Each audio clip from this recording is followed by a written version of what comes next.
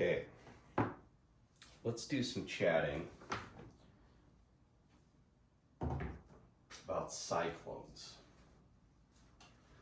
Because I love cyclones, and I've, for some reason, always been drawn to the vortex, the spinning tornado, the drain. I don't know if you guys watch The Drain Addict or Post 10, but those are, you know, some good YouTube channels as well.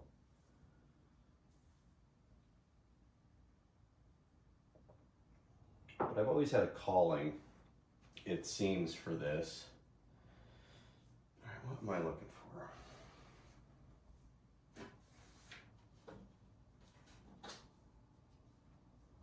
for? This, oh shit. Ah. All right, here we go. Today, I'm going to teach you how to struggle.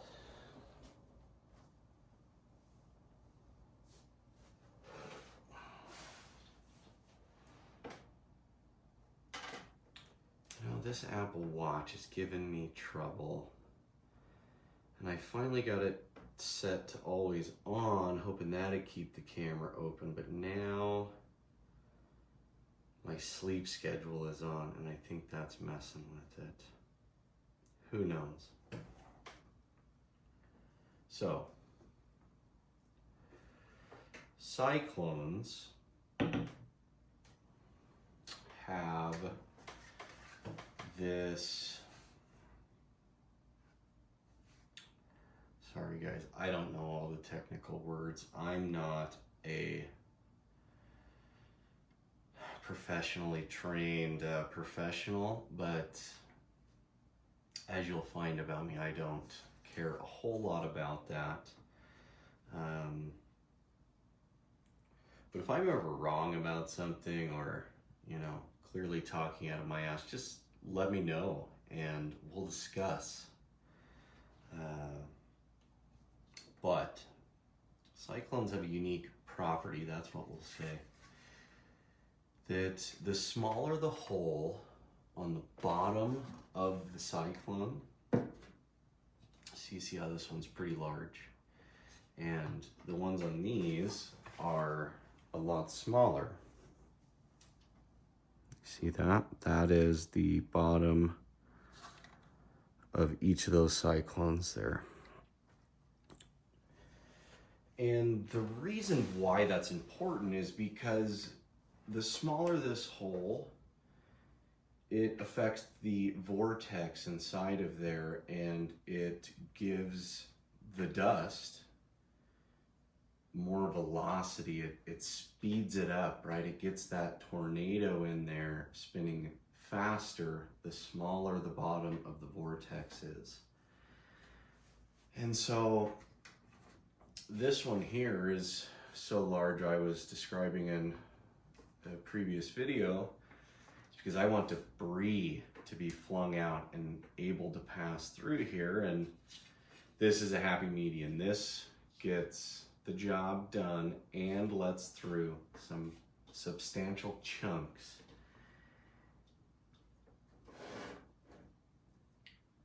And on like a Dyson vacuum, they've even got rubberized or silicone tips that begin to oscillate from the forces of the vortex to create even a smaller hole at the end of the cyclone. And that, of course, increases the velocity of the cyclone to such a rate that it's getting out just the most insane microscopic dust. And part of the vacuum here, the prototype, the Wizard, which I believe we'll be calling it, is it's got the automated dumping system, and it dumps it into a tube bag that you can then seal and dispose of the dust in a safe manner where you don't waft it back into the air once it's captured. And I've also recognized that when you dump dust into a garbage can that is not ready to be taken out, as you throw things away, it then wafts it out of there, especially if you like toss it in, right? Then you're really wafting that stuff out of there. And the cyclone progression is obviously the best in the world over at Dyson, but just think with me for a second, guys. Would it potentially be better not to have a cyclone that efficient if you're capturing it in a container that you're then having your customers go waft into their kitchen? Would it maybe be better for those microscopic particles to stay lodged in the floor and or just pass through the cyclone into the filter that's washable, where you could at least get some water involved with that microscopic dust, because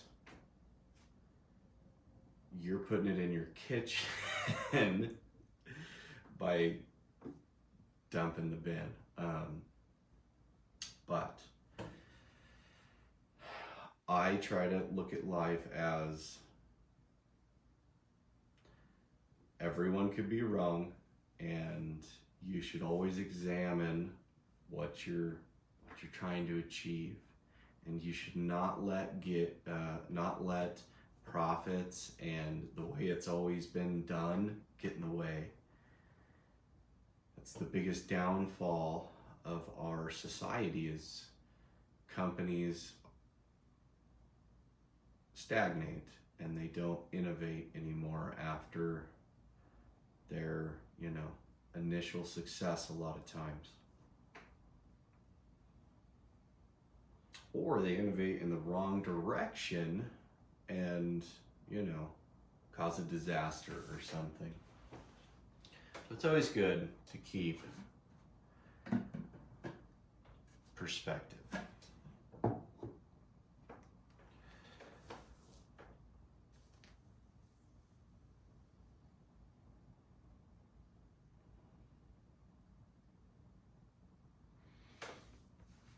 So, thinking and ideas are really unique because they're free.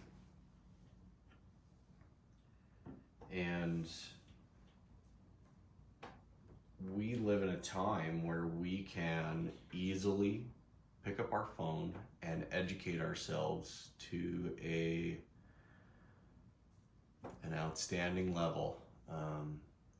And within 5 years, you can be an expert in anything you choose. And 90% of the jobs that they say you need an education for, they're saying that so you pay them for that piece of paper. And of course, it does create an environment that helps you learn, okay? Not everyone can pick up their phone and become a genius at something.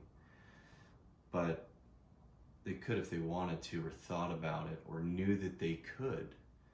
And I feel that's a issue too, is people, they don't realize that if they became highly specialized, that it wouldn't matter if they had a degree, because the second you can convince someone through your clear knowledge on something or the ability to demonstrate your talents or knowledge, it doesn't matter. They'll give you the job. And once you get a job, then you can get more. And don't take my word for it, but plenty of people are doing it. And success lies in our minds, guys. One idea can make you rich, and many other good ideas can move you upwards in terms of like completing a goal or accomplishing a innovation. So there's nothing being done now that won't be done better in the future. And each innovation will just be someone's idea. So we need to think with a purpose, guys, because you're never going to receive the answers to the problems you're having unless you're thinking about it. That's where I'm going to leave this one. Sorry if my dissatisfactions get a little nutty. And let me know down in the comments if you guys enjoy my level of vacuum autism. But we'll catch you in the next one. And it's been real.